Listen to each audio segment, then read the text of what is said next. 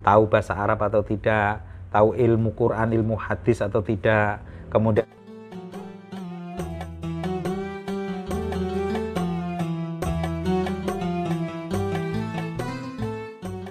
Assalamualaikum warahmatullahi wabarakatuh. Waalaikumsalam warahmatullahi wabarakatuh. Alhamdulillahirabbil alamin. Allahumma shalli wa sallim ala sayyidina Muhammadin miftahi babi rahmatillah adada ma fi ilmillah salatan wa salaman daimaini bidawam mulkillah wa ala alihi wa sahbihi amma ba'd. Kembali lagi bersama kami tim Ibnu Salman Center. Dimanapun Anda berada, semoga Allah senantiasa merahmati kita semua. Amin. Amin ya rabbal alamin. Kembali lagi bersama kita dalam kajian tema-tema tentang Islam. Di sini bersama kita sudah ada bergabung Ustadz Dr. Haji Abdul Matin bin Saman LC.MAG. Selamat sore Ustadz. Assalamualaikum. Waalaikumsalam Mas Hendri. Tambah gemuk ini kan. Alhamdulillah Ustadz. Sejak nikah, berapa bulan nikahnya? Kurang lebih 3 bulan Ustadz. 3 bulan sudah mulai bulat ini. mulai Ustadz. Nampaknya suplemennya cocok ini. Alhamdulillah. Mudah-mudahan bahagia Ustadz. Amin ya. Ustadz, apa kabarnya? Alhamdulillah Mas Hendri. Sehat seger ya Ustadz ya? Alhamdulillah. Tambah kelihatan muda Ustadz. Alhamdulillah. Ini bukan fitnah ya. Oh bukan Ustadz. Sepertinya ada yang baru Ustadz. Habis itu. cukur rambut atau? Oh enggak. Oh benar. Oh iya. Dimanapun pemirsa berada, jadi saat ini sudah ada beberapa pertanyaan dari jamaah kita ya. Yang pertama Ustadz, ini ada pertanyaan tentang menuntut ilmu dari YouTube Ustadz. Gimana itu? Gimana? Kan gini Ustadz, sekarang tuh banyak di YouTube itu penceramah ilmu agama tentang bagaimana hukum-hukum fikih lah. Itu banyak Ustadz dan kiai yang menerangkan. Lalu apa hukumnya sih Ustadz sebenarnya belajar ilmu agama melalui YouTube Ustadz? Nah itu Ustadz. Terima kasih Mas Hendri. Assalamualaikum warahmatullahi wabarakatuh. Isakhir rahimakumullah. Pada kesempatan kali ini kita akan membahas kaitannya dengan belajar agama melalui konten-konten YouTube ya. Melalui konten-konten YouTube yang disiarkan oleh para mubaligh ya. Termasuk kita. Sebenarnya belajar agama itu di dalam Islam ada namanya at-tahammul wal ada. At-tahammul itu artinya mengambil ilmu. Mengambil ilmu dari siapa saja, umurnya dari sejak lahir minal mahdi ilal lahdi. Dari sejak dalam gendongan sampai ke liang lahat. Itu ilmu. Jadi at-tahammul itu mengambil ilmu mimman sya'a, dari siapa saja yang dikehendaki, kemudian umurnya pun juga tidak dibatasi. Nah, yang kedua namanya al-ada. Al-ada itu menyampaikan. Kalau tadi mengambil, ini menyampaikan. Menyampaikan ilmu itu tidak boleh sembarang orang. Ya, terlebih adalah ilmu agama. Saya kira ilmu apapun ya, ilmu kedokteran, kalau saya dokter hewan, kemudian nyuntik manusia sedang hamil, sama percaya enggak? Tidak percaya kan? Makanya itu kan. Kalau mengambil ilmu, sama ngambil ilmu dari dokter hewan boleh? Boleh. Ngambil dari dokter manusia boleh. Spesialis ini dan seterusnya boleh. Jadi ilmu itu bukan berarti harus di bangku kuliah atau apapun ya. Boleh saja. Agar tahu sampan Mas Hendri misalnya punya sapi banyak, sampan ngambil ilmu dari dokter hewan boleh saja. Dari YouTube juga boleh, ya. Nah, tetapi ketika kita sampai pada ada atau menyampaikan, mentransfer ilmu, itu hati-hati. Harus orang yang betul-betul sampai pada keilmuan yang dimaksud. Begini, Mas Hendri, simpelnya, tidak semua ilmu yang kita ambil dari siapapun itu, apakah itu dari syekh, apakah itu dari ustadz, apakah itu dari habib, apakah itu dari guru biasa, tidak semua ilmu yang kita ambil bisa kita pahami 100%. Oke? Maka itu di dalam proses ada atau menyampaikan ilmu atau mentransfer ilmu, orang harus terlebih dahulu memahami ilmu yang disampaikan. Kalau tadi mengambil ilmu nggak peduli, sampean paham atau nggak paham, sampean kan belajar. Iya. Tetapi ketika menyampaikan harus ada namanya sharing. Namanya sharing, bukan sharing ya. Namanya sharing, harus disaring dulu. Yang saya sampaikan ini sudah sesuai dengan ilmu yang saya dapatkan atau belum? Ya kan? Nah, nanti jangan-jangan ilmu yang kita serap dari YouTube itu yang menyampaikan benar. Tetapi yang mengambil belum tentu memahaminya Salah seperti paham gitu. betul. Salah Nah, ketika dia seperti itu, proses mengambil ilmu nggak ada masalah. Selama dia belajar. Tetapi ketika dia ingin menyampaikan kepada orang lain, ini perlu ada sharing. Jadi, kalau belum dia mantap, belum dia menguasai ilmu, maka tidak boleh dia menyampaikan kepada orang lain. Tetapi untuk mengambil siapapun boleh, orang gila boleh belajar, setengah gila boleh belajar, ya, orang waras boleh belajar, setengah waras boleh belajar, kemudian orang waras apalagi boleh belajar, laki-laki boleh belajar, setengah laki-laki boleh belajar, ya, perempuan boleh belajar, setengah perempuan boleh belajar. Yang penting jangan belajar untuk jadi setengah pria. Itu.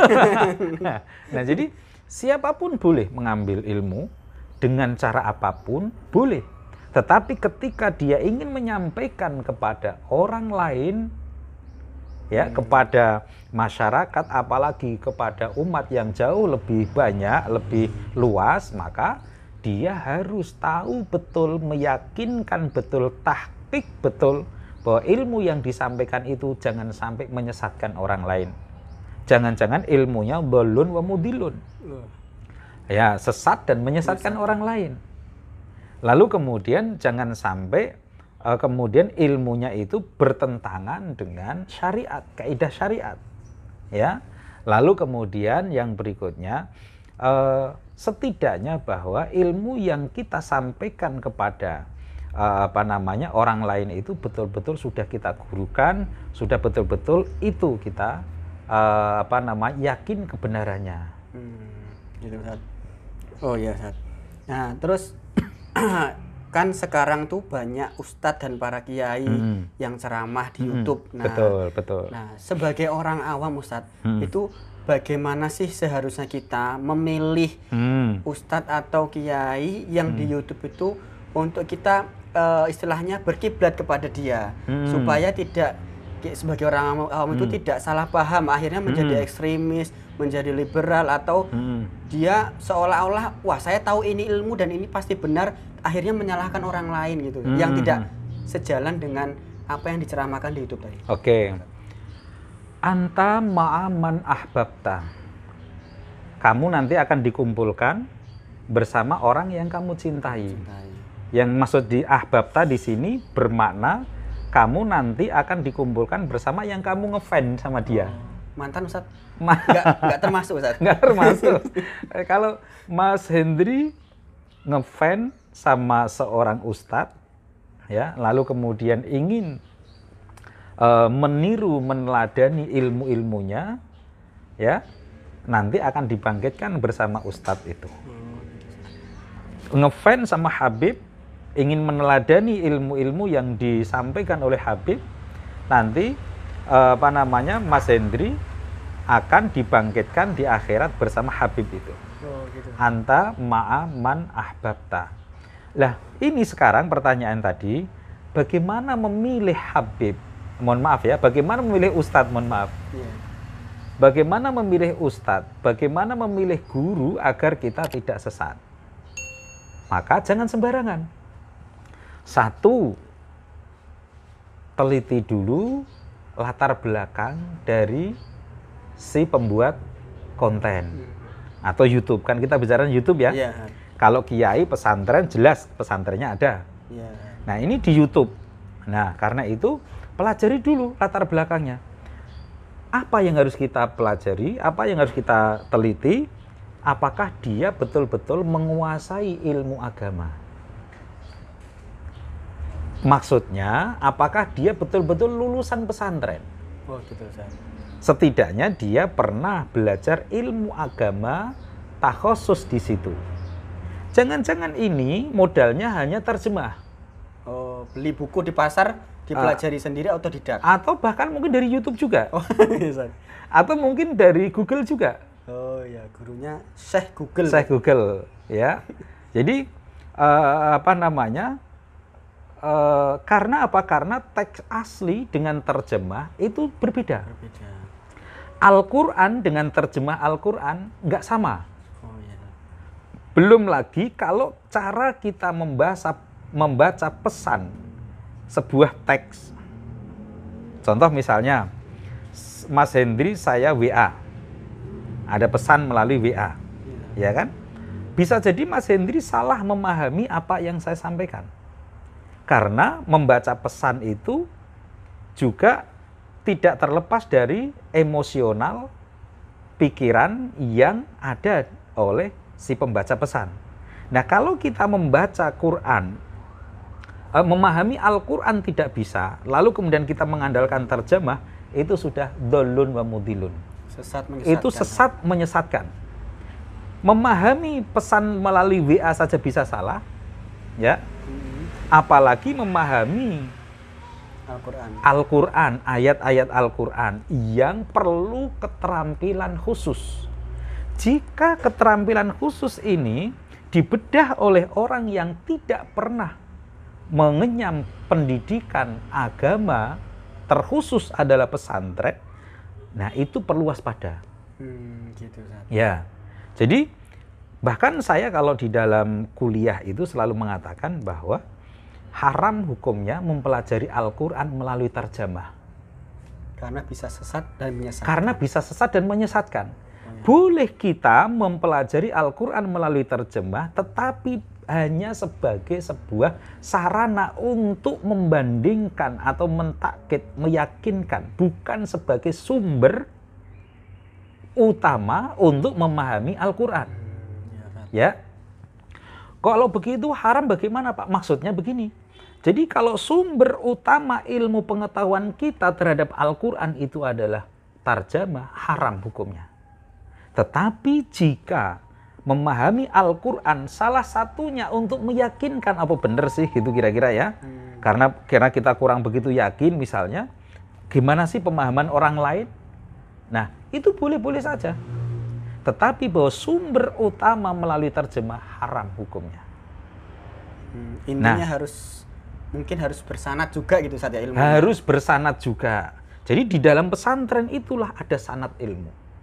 Sanad adalah mata rantai dari guru murid kepada muridnya lagi kepada muridnya lagi, itu namanya mata rantai sanad ilmu. Nah, satu, cari guru yang latar belakangnya pesantren. Belum tentu yang latar belakang pesantren juga ahli tafsir, ahli agama dalam artian bahwa dia bisa secara keseluruhan menafsirkan, harus paham bahasa Arab. Karena bahasa Al-Quran juga, kalau paham bahasa Arab saja tidak paham, padahal yang memahami bahasa Arab belum tentu bisa memahami Al-Quran. Ya kan? Apalagi yang tidak bisa bahasa Arab. Ini contoh Mas, sampean orang Jawa. Iya Ustaz. Tapi paham semua bahasa Jawa? Tidak Ustaz. Betul. Kalau pas mantenan apalagi ya? Iya Ustaz. Pas sungkeman itu. Sungkeman itu ya. Apa maksudnya itu ya? Ustaz, ya. Gitu. Ada roro, ada indah. Saya juga gak paham. Saya orang Jawa. Nah, sama dengan orang Arab. Tidak semua orang Arab memahami Al-Quran. Karena Al-Quran bahasa Arab itu beda. Arabnya Al-Quran beda dengan Arab pada umumnya. Karena itu ada kamus, ada mu'jam. Ada mu'jam yang biasa, ada tafsir yang biasa digunakan untuk menggali kedalaman makna Al-Quran. Ada, di situ ada syair jahili, syair-syair di masa di mana Al-Quran diturunkan. Nah kan, jadi orang yang tahu, orang yang dari pesantren. Yang kedua, orang yang paham bahasa Arab. Yang ketiga, orang yang paham tentang asbab nuzul. Orang yang paham tentang hadis Nabi. Orang yang paham tentang usul fiqh.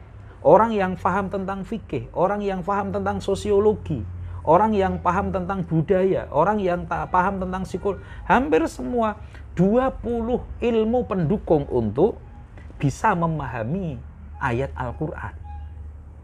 Ya, karena kita bicara teks, bicara konteks juga. Ya kan? Kalau saya berteman dengan Mas Hendri, saya bicara apa saja, Mas Hendri tidak marah. Konteksnya tahu.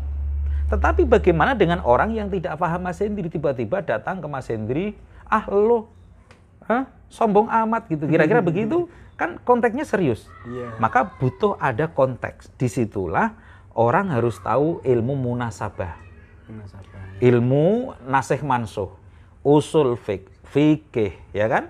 Ilmu tafsir, ilmu Al-Quran, ilmu hadis, faham hadis, asbab nuzul, macam-macam.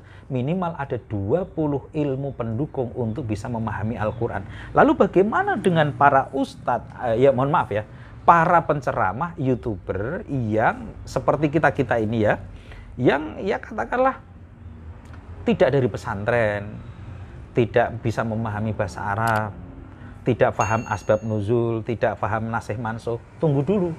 Kalau sekedar untuk ilmu pengetahuan, untuk dibandingkan dengan orang-orang yang expert di bidangnya, silahkan. Tetapi kita mengambil ilmu pengetahuan dari orang-orang semacam ini, lalu kemudian kita ingin menyebarkan kepada orang lain, tunggu dulu. Oke, sebelum ada pembanding dari orang yang expert. Yang ketiga tadi pesantren, paham bahasa Arab, paham ilmu-ilmu pendukung Al-Quran. Kemudian yang keempat adalah dia harus memahami konteks posisi dia ketika menafsirkan atau menyampaikan agama. Contoh misalnya, di Indonesia hewan kurban ya yang dibagi itu tidak hanya dagingnya. Yang dibagi tidak hanya dagingnya, tetapi apa? Mulai dari kepala sampai tanduknya ya, sampai ke buntut, sampai ke telapak kaki, itu semuanya bisa dibagi. Sementara di tempat lain yang dibagi hanya dagingnya. Iya, yang bisa masak kulit hanya orang Indonesia. Nah, ketika kita menggunakan dalil hewan kurban di tempat lain untuk kita pasangkan di tempat kita, ada kalanya secara garis besar pas. Tetapi teknis-teknis yang lain tidak sama. Oleh karena itu, seorang penyampai agama atau seorang penceramah agama harus tahu posisi di mana dia menyampaikan. Di tempat lain mungkin kulit tidak begitu banyak diperhitungkan.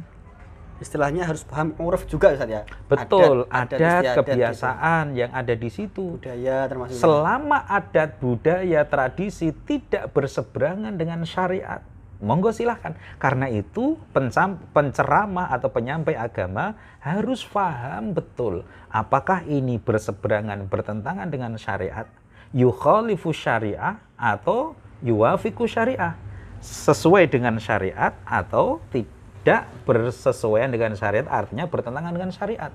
Nah, seorang penceramah harus tahu ini juga. Karena banyak tradisi di situ.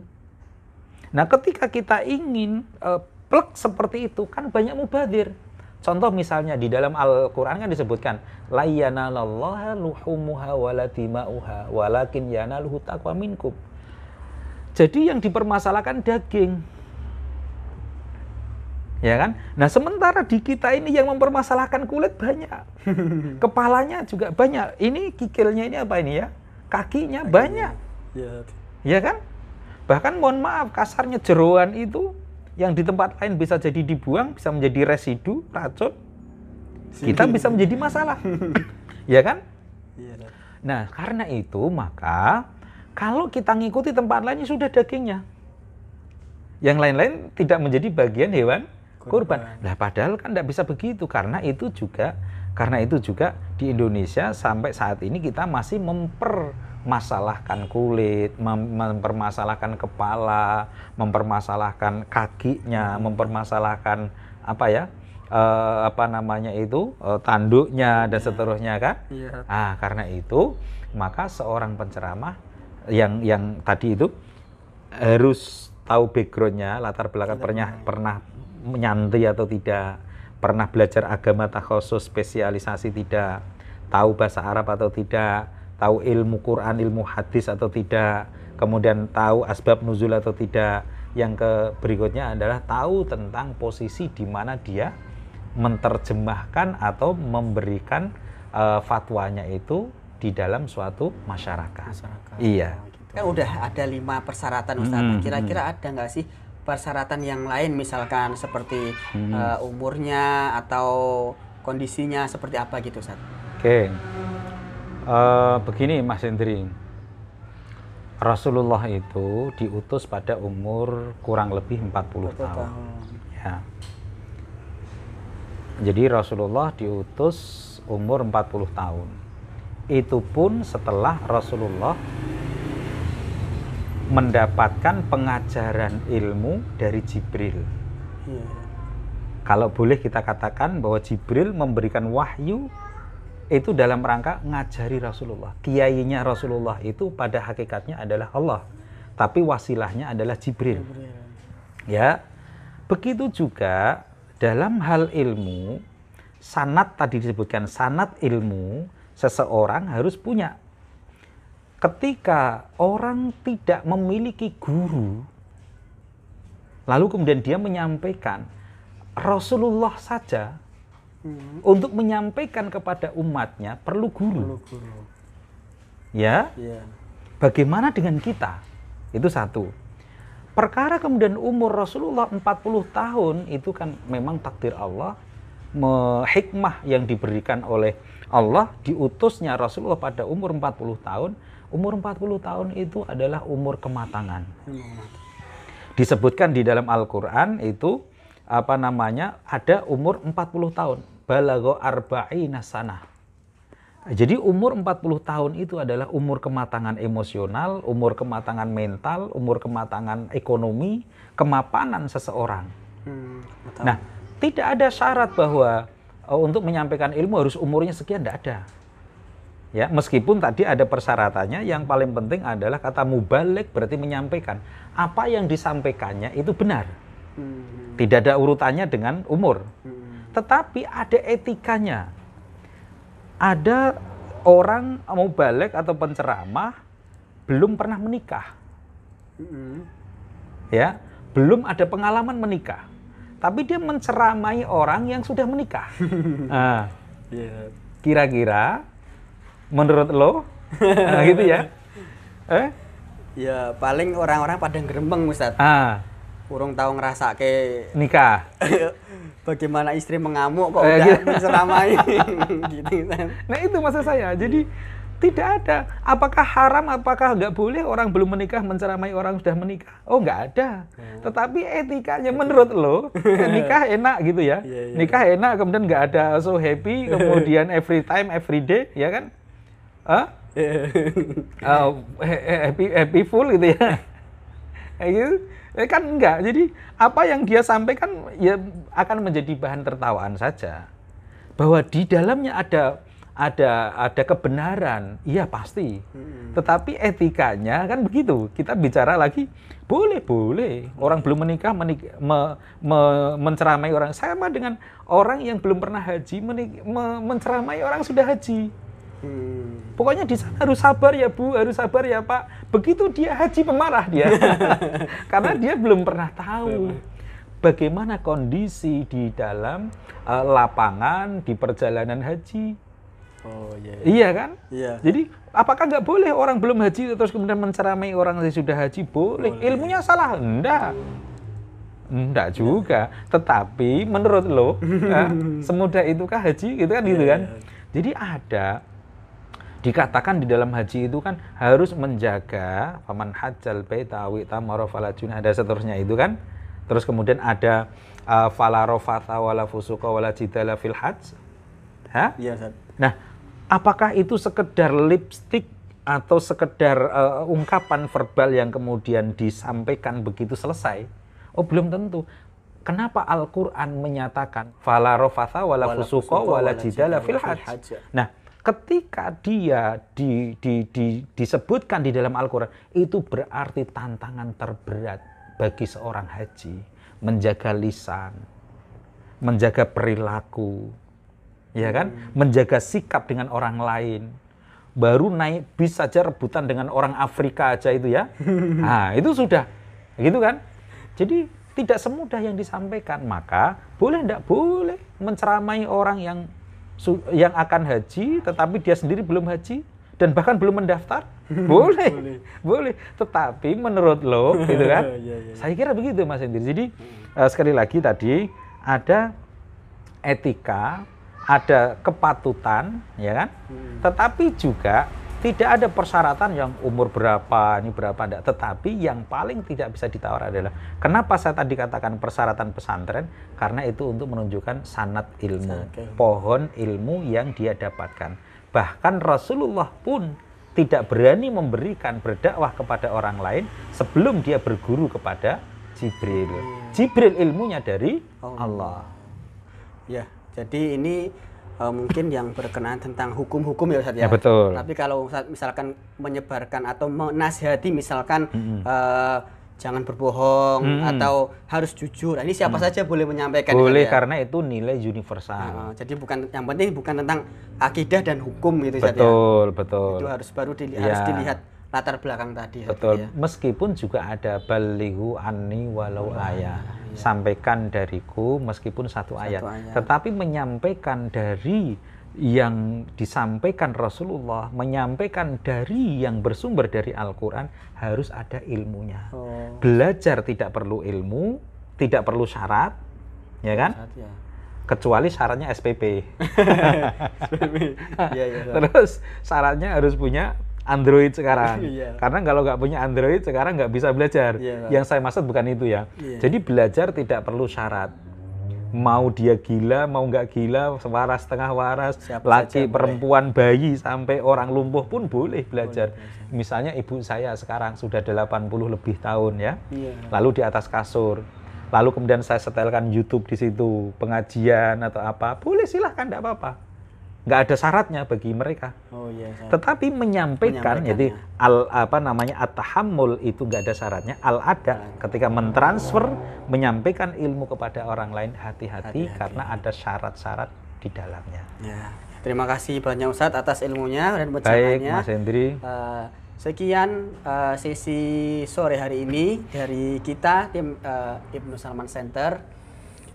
Kami sekedar untuk mengingatkan kembali. Ya, kami dari tim Yayasan Tahfidz Ibnu Salman Center masih menerima bagi siapa saja yang ingin berdonasi di Yayasan Tahfidz, silakan bisa mengirim ke rekening di bawah ini. Nah, mungkin itu saja yang dapat kami sampaikan pada sesi kali ini. Kurang lebihnya kami mohon maaf yang sebesar-besarnya. Billahi taufiq wal hidayah. Assalamualaikum warahmatullahi wabarakatuh. Waalaikumsalam warahmatullahi wabarakatuh. Terima kasih.